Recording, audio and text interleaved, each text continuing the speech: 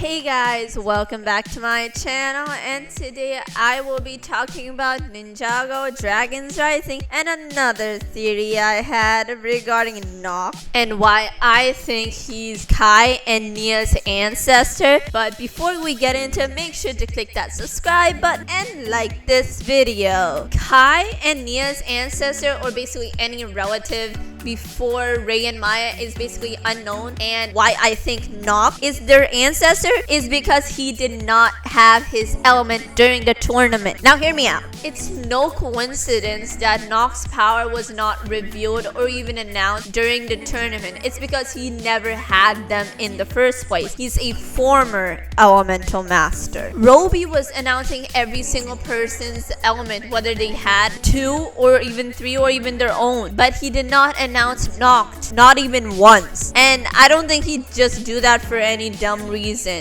Ninjago is a huge running series for the longest time, and there's just no way they would leave a huge plot hole like that unattended. It has to be intentional. So why didn't Roby announce it? Well, for starters, I'm pretty sure Ross made the deal with Black and asked him not to announce it, but I doubt Roby would have listened to him because he did not listen to him at all. And even if he did, which is, let's face it, unlikely, he'd ask why, because Roby is not as dumb as he seems to be.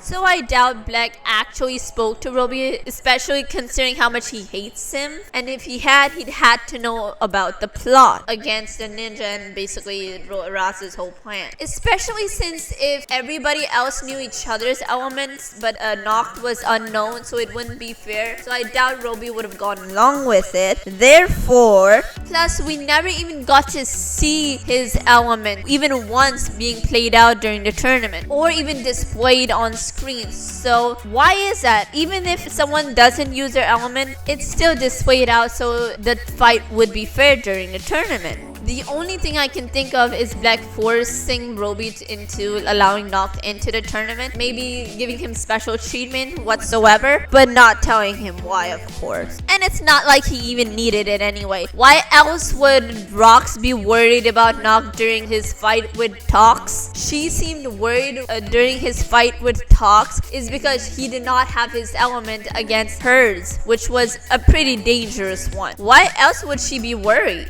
Although it's not like he actually needed it, he defeated Tox easily. So how does this connect to Kai and Nia? Here's my theory. The FSM first Spinjitzu master didn't want to give just anyone the powers of creation: fire, lightning, ice, and earth. Since his own sons had the elements of creation and destruction, he needed some other people to inherit the 4 elements, and of course he couldn't give all 4 of them to one person. My guess is Nokt was the best friend to Garmadon, and the FSM probably knew him for a while and decided, hey, I'm gonna give one of the most powerful elements to my son's besties. Nothing can go wrong, right?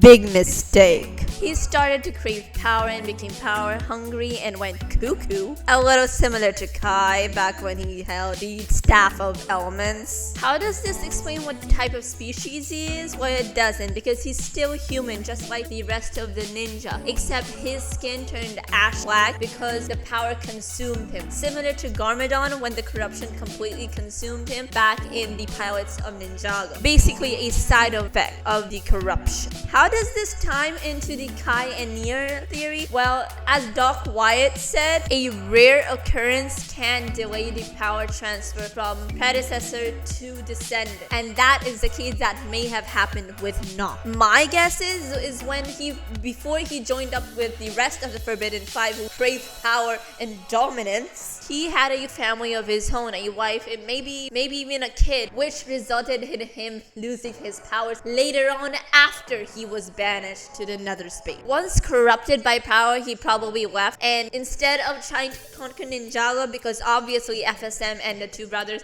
he didn't stand a chance, he left for another realm where he could easily conquer and just do whatever he wants, aka the wildness. It would also explain why none of the original elemental mass went rogue until the Serpentine Wars. I'm talking to you, Chronics. And they only went rogue because of Chen's manipulation, which gives it a reason as to why Kai, he's the only one of the 5 who does not have his element. He may have passed on his powers to his descendant, aka the fire element, and whoever his descendant is probably the 2nd generation of fire elemental, which would make Kai 4th or 5th generation, because as far as we know, Jay and Kai are the only 2nd generation elemental masters. It's easy to assume that there were more elemental masters before Jay's birth mother and Ray, Kai and Nia's father. It's clear there are at the very least 3 generations of elemental masters. Why I think so is because when Master Wu first met Mora, he's like, he must be a descendant of the wind elemental master. But how could they say that when they didn't really know that the wind elemental before Moro? Which gives me that reason to say there were definitely more generations during the time of FSM and then later during the Spinjitzu brothers. Which basically means, damn, these 2 were destined for life. Besides Lloyd, who obviously had a destiny since he was born, Kai and Nia's destiny was sealed in stone. But anyway guys, that's all I have to say. Let me know in the comments below what are your thoughts for this theory. And as always, like and subscribe. Bye!